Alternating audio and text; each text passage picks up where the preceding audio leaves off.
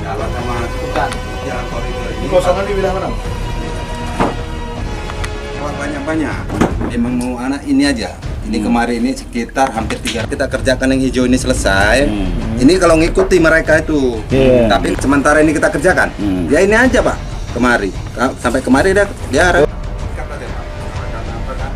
kami bagaimana kebanyakan itu karena wilayah ujung itu Pak itu udah sekali kalau lama-lama dibiarkan permasalahan ini kan akan memanjang. Kain kerah lah kan, kain kerah batu cawadal demi hukum. Tadi kan bulan keempat ini habis kontraknya habis.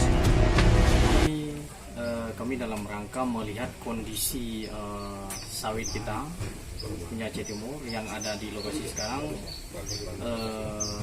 Cuman kalau kita lihat pengelolaannya aja ini yang kurang bagus. Karena produksinya kalau kita lihat ini sangat luar biasa.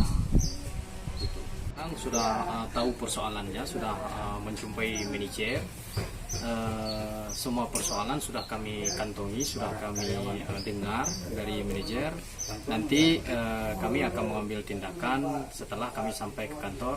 Kami akan duduk dengan bagian aset, ada Pak Iwan, ada rekan-rekan Kabid Ekonomi ya, Kabak Ekonomi,